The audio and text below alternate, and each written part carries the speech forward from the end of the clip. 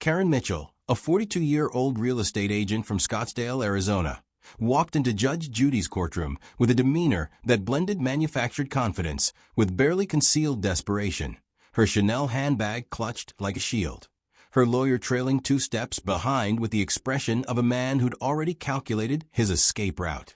The courtroom buzzed with an undercurrent of anticipation, a palpable electricity that seemed to hum through the air because everyone present could sense it. This wasn't going to be an ordinary case. This was going to be a massacre. Before we dive into this incredible case, tell me in the comments where you're watching from. I love seeing where my viewers are around the world. And don't forget to hit that subscribe button so you never miss more unbelievable cases like this one. Now sit back, relax, and enjoy the video. Judge Judy Sheindlin sat elevated behind her bench, her reading glasses perched on her nose, her eyes scanning the case file with the sharp precision of a surgeon examining an X-ray that revealed something terminally stupid.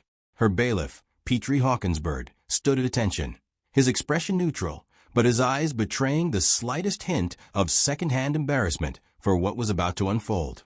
Across from Karen stood Marcus Chun, a 28-year-old graphic designer who looked more bewildered than concerned, clutching a manila folder of evidence and clearly wondering why he'd been dragged into what could only be described as a manufactured crisis.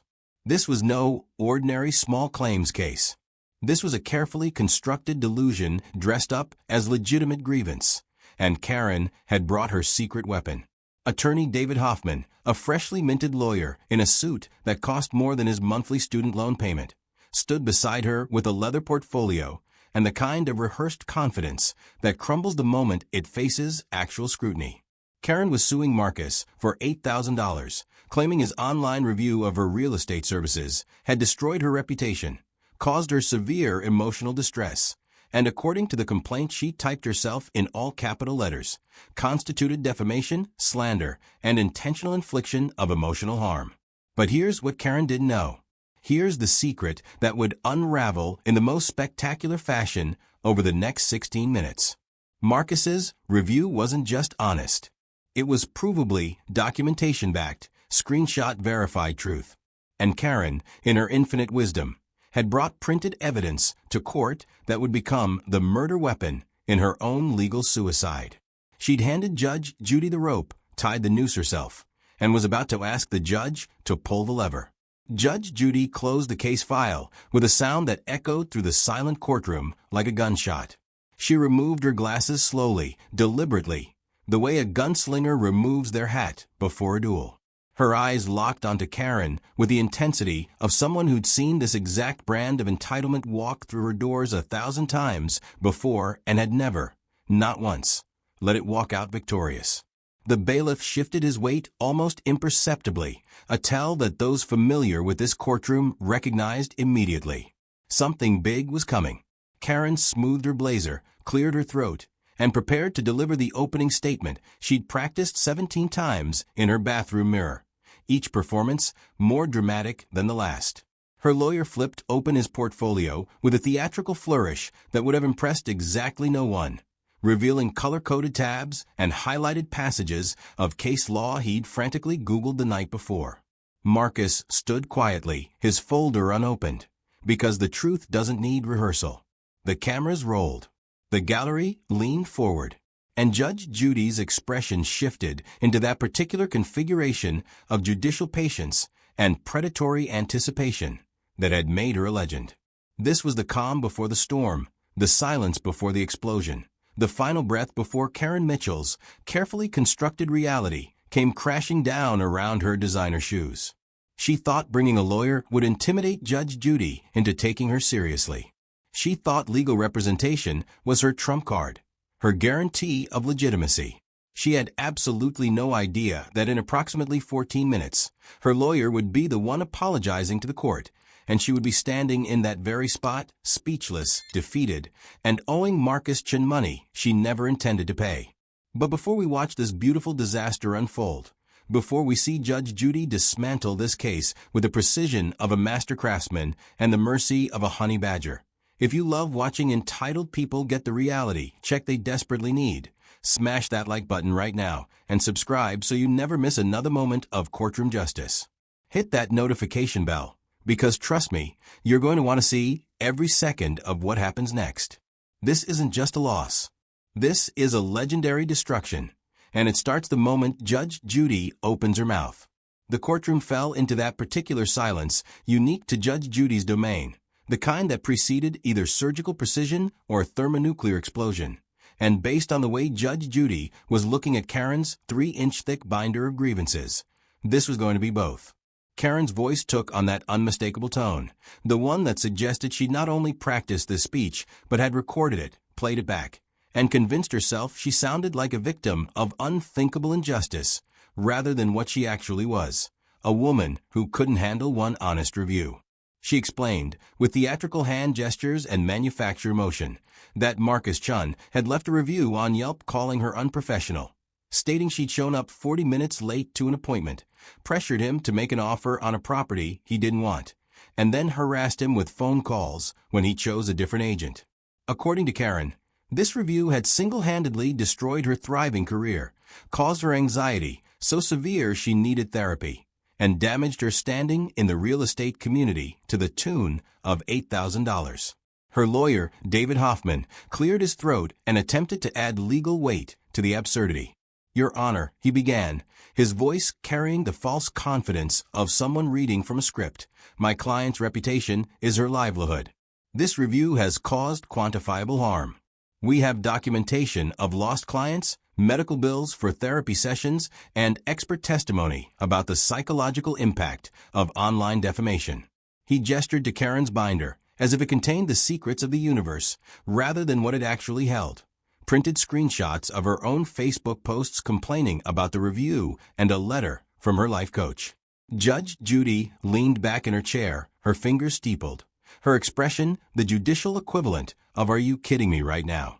She'd let Karen finish her opening statement without interruption, a professional courtesy that was about to expire with extreme prejudice. Marcus stood quietly, occasionally glancing at Karen with the bewildered expression of someone watching a person dig their own grave with a diamond-encrusted shovel. Karen continued, her voice rising with each sentence. "He called me unprofessional, Judge. He said I was pushy. He told people I was late. Do you know what that does to someone in my industry? Do you know how hard I've worked to build my reputation?" She dabbed at her eyes with a tissue, though no actual tears appeared, a performance so rehearsed it could have sold out community theater. Her lawyer nodded solemnly beside her, adding, "Your Honor, the defendant's words were not only false, but malicious. We're prepared to prove that this review was written with the intent to harm my client's business." Judge Judy's eyebrow raised exactly 1 millimeter, a movement so subtle yet so devastating that the bailiff actually smiled. She picked up the case file, flipped to the second page, and her lips pressed together in that way that everyone who'd ever watched her show knew meant someone was about to get destroyed. The courtroom held its breath, because Judge Judy had just found something, and whatever it was, Karen wasn't going to like it. Judge Judy removed her glasses with the deliberate precision of someone loading a weapon. "Let me understand this," she began, her voice steady, but carrying an edge sharp enough to split atoms. "You're suing this young man for $8,000 because he left a review saying you were late, pushy, and unprofessional. Is that correct?" Karen straightened her shoulders, emboldened by her lawyer's presence. "Yes, Your Honor. He lied about me publicly and ruined my career." Judge Judy's expression didn't change, but something shifted in her eyes, something dangerous. "So his review is a lie?" Judge Judy asked, her tone deceptively casual. "Completely false," Karen insisted, her voice gaining strength. "I was never late. I never pressured him. Everything he wrote was designed to hurt me." The courtroom fell into that particular silence, unique to moments before disaster. Judge Judy leaned forward, and her voice dropped to that deadly calm that made seasoned attorneys nervous. "Then explain to me, Ms. Mitchell, why you sent Mr. Chin a text message the day before his appointment saying, and I quote, 'running behind this morning, might be 30 to 40 minutes late. Hope that's okay.'" The color drained from Karen's face so fast it looked like someone had pulled a plug. Her mouth opened, then closed, then opened again, but no sound came out. Her lawyer's head snapped toward her, his expression transitioning from confident to horrified in real time. Judge Judy held up a printed text message, her eyes never leaving Karen's face. "This is from your phone number, Ms. Mitchell. Time stamped. Date stamped. And it directly contradicts what you just told me under oath." The bailiff's shoulders shook slightly with suppressed laughter. Marcus smiled for the first time since entering the courtroom. And Karen realized, far too late, that she'd just walked into a trap of her own making. Karen's carefully constructed facade began to crack like cheap porcelain under pressure. That text was taken out of context, she stammered, her voice losing its earlier conviction. "I meant I might be late leaving my previous appointment, not that I was actually going to be late to his." Judge Judy's expression could have frozen lava.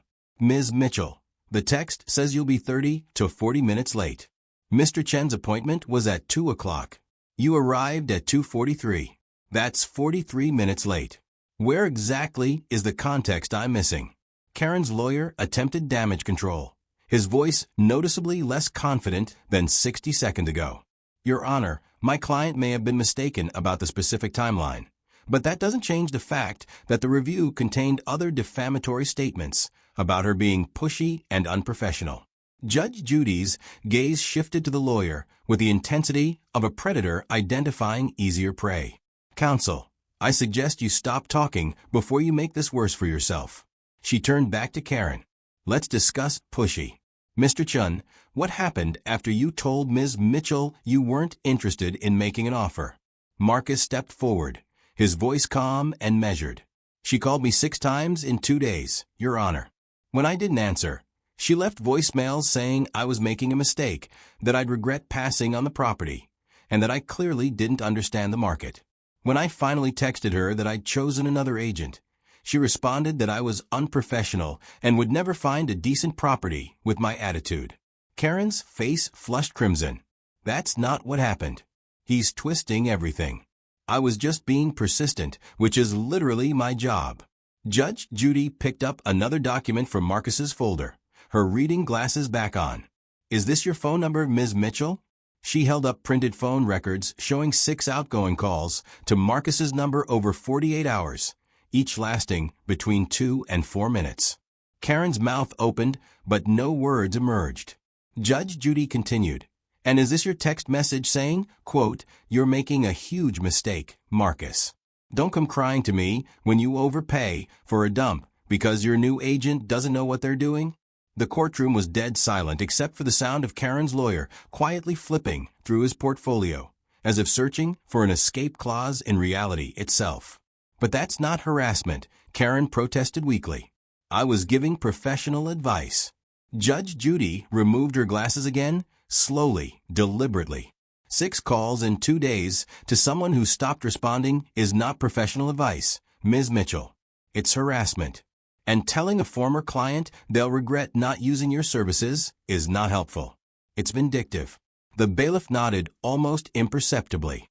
Marcus remained silent, letting the evidence speak for itself.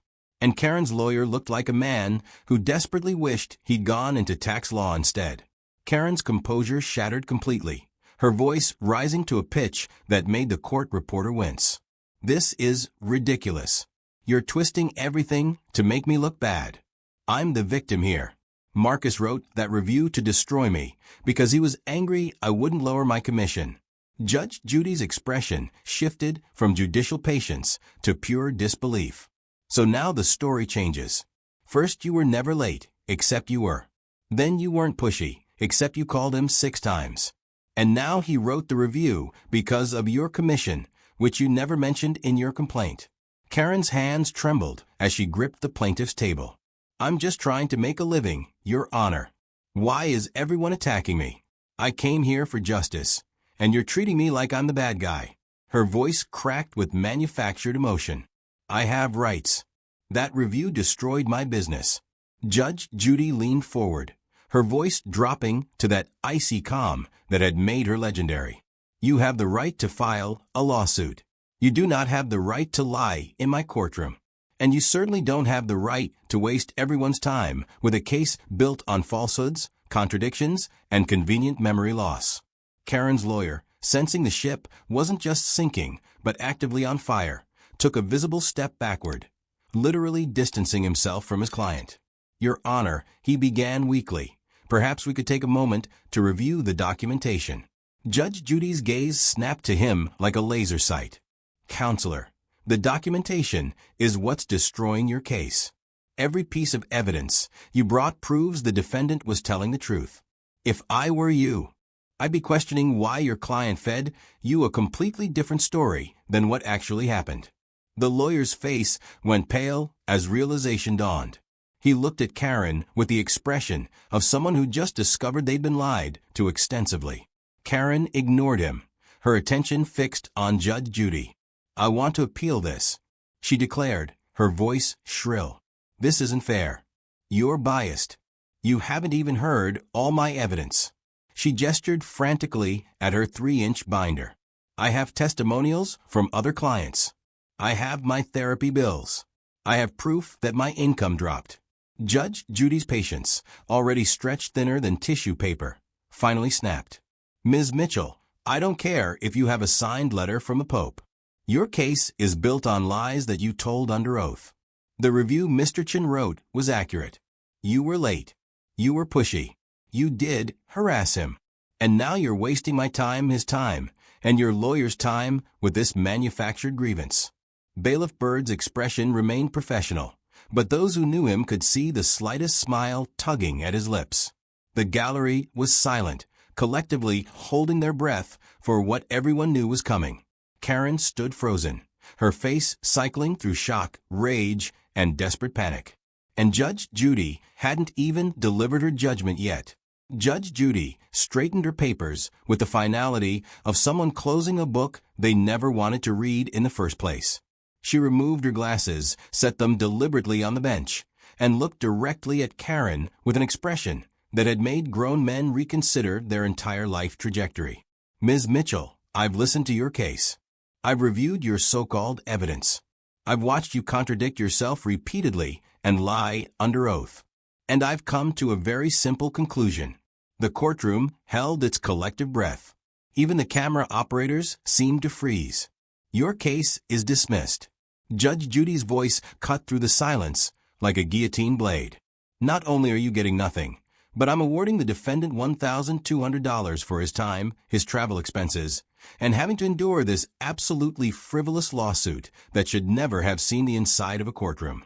Karen's face went through a remarkable transformation, shock giving way to disbelief, then igniting into pure rage. "What? You can't do that. He ruined my life." Judge Judy's hand came down flat on the bench, the sound like a thunderclap. "Yes, I can. And I just did. Furthermore, Ms. Mitchell, let me give you some advice that's worth considerably more than the $8,000 you were chasing. The world does not revolve around your feelings. A negative review is not a lawsuit waiting to happen. And showing up late, harassing potential clients, and then lying about it in court is not how you build a career. It's how you destroy one." Karen's mouth opened and closed like a fish gasping for air. Her lawyer stood frozen, his professional dignity hanging by a thread, his eyes fixed on the floor as if willing it to open and swallow him whole. Judge Judy wasn't finished. "When you walk into my courtroom with manufactured evidence and a story that changes every time you're caught in a lie, you insult this court, you waste everyone's time, and you prove exactly what Mr. Chin said in his review. You are unprofessional." The bailiff coughed quietly to cover what might have been a laugh. Marcus remained composed, though relief was written clearly across his face. Karen's hands balled into fists, her entire body rigid with impotent fury. "And counselor," Judge Judy turned her attention to the lawyer, who visibly flinched. "Next time a client walks into your office with a case like this, I suggest you do your due diligence before filing. Because what happened here today isn't just a loss. It's a waste of the court's resources and a stain on your professional judgment." The lawyer nodded quickly, his face burning red. "Yes, Your Honor. I apologize to the court." Judge Judy picked up her gavel, her eyes sweeping across the courtroom one final time. Case dismissed. Judgment for the defendant. We're done here. The gavel came down with a crack that echoed like a final verdict on Karen's entire worldview, and just like that, it was over. The courtroom erupted the moment Judge Judy's gavel hit the bench. Applause rippled through the gallery, quickly stifled by the bailiff's professional glare, though the smiles remained plastered on every face. Marcus Chen's expression transformed from cautious hope to genuine relief, his shoulders dropping as if a physical weight had been lifted. He clutched his folder of evidence, the folder he barely needed to open because Karen had destroyed her own case more effectively than any defendant ever could. Across from him, Karen stood completely motionless, her face frozen in an expression that combined shock, rage, and the dawning realization that she'd just been humiliated on national television. Karen's lawyer began gathering his papers with the frantic energy of someone trying to escape a crime scene. His leather portfolio, which had seemed so impressive 20 minutes ago, now looked like a prop from a failed performance. He avoided eye contact with everyone, especially Karen, whose glare could have melted steel. As Karen turned to leave, her designer heels clicking sharply against the courtroom floor, she muttered just loud enough for the microphones to catch, "This is absolutely ridiculous. Unbelievable." The bailiff's eyebrow raised slightly, but he said nothing, because nothing needed to be said. The evidence had spoken. Judge Judy had spoken. And Karen had lost spectacularly. The hallway outside the courtroom became a battlefield of its own. The camera crew, sensing gold, approached Karen for the traditional post-judgment interview. Her face was flushed, her carefully applied makeup showing stress cracks around her eyes. "This was a setup from the beginning," she declared, her voice shaking with barely controlled fury. "Judge Judy didn't even listen to my side. She just believed him because he's younger and brought fake evidence." The camera captured every word, every gesture, every moment of Karen doubling down on her delusion rather than accepting reality. Meanwhile, Marcus gave his interview with calm dignity that made the contrast even more striking. "I just wanted this to end," he said simply, his voice steady. "I left an honest review about my experience. I never expected to get sued for telling the truth." "I'm grateful Judge Judy saw through all the lies and actually looked at the facts." When asked if he felt vindicated, Marcus smiled slightly. "I feel relieved. Hopefully now Ms. Mitchell will leave me alone and let me move on with my life." His maturity and composure made Karen's hallway meltdown look even more unhinged by comparison. Within hours, the clips went viral. Social media platforms exploded with reactions. Judge Judy destroyed that Karen in under 20 minutes with 3 fire emojis. That lawyer knew he messed up the second Judge Judy pulled out those text messages, crying laughing face. "Imagine paying a lawyer to watch you lose this badly," skull emoji. The comments section became a digital courtroom of public opinion, and the verdict was unanimous. Karen had become the cautionary tale, the example of what happens when entitlement meets accountability. 3 days later, Karen's 1-star review of her lawyer appeared on Google, blaming him for the loss, conveniently omitting that she'd lied to him about every detail of the case. The lawyer, to his credit, never responded publicly, though legal circles buzzed with the story of the client who'd committed perjury so casually she didn't even realize she was doing it. The lesson burned itself into internet history with the permanence of digital infamy. You cannot lawyer your way out of the truth. You cannot litigate reality into submission. And no amount of designer clothing, rehearsed tears, or manufactured outrage can save you when the evidence proved you're lying. Judge Judy's courtroom had served as the great equalizer once again, where entitlement met consequences and lost badly. Karen had walked in with confidence, a legal representative, and $8,000 in demands. She walked out owing money, her reputation in tatters, and a viral video that would follow her forever. She'd brought her lawyer thinking it would intimidate Judge Judy into taking her seriously.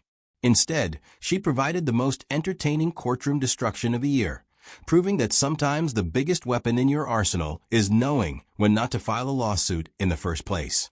For everyone watching, both in that courtroom and on screens around the world, the message was crystal clear. Don't manufacture problems where none exist. Don't lie under oath. Don't waste the court's time with frivolous lawsuits built on wounded ego rather than actual harm. And most importantly, don't ever walk into Judge Judy's courtroom unprepared for her to find the truth, because she will find it, she will expose it, and she will make sure everyone remembers what happens when entitlement collides with justice. If this courtroom takedown made your day, if you loved watching Karen get exactly what she deserved, smash that like button so hard Judge Judy would be proud. Subscribe right now, because we've got more entitled people getting reality checks coming your way, and trust me, you don't want to miss a single moment. Hit that notification bell, because karma is real, justice is beautiful, and there are 1,000 more Karens out there learning the hard way that the truth always wins. Drop a comment below, and tell me what was your favorite moment from this case. Was it the text message reveal? The lawyers slowly backing away? Or Judge Judy's final speech that left Karen speechless? Let me know, and remember, in Judge Judy's courtroom and in life, honesty isn't just the best policy. It's the only one that survives. Don't be a Karen, folks. The internet never forgets, and Judge Judy never loses. See you in the next one, where justice is served and entitled people learn lessons they should have learned in kindergarten.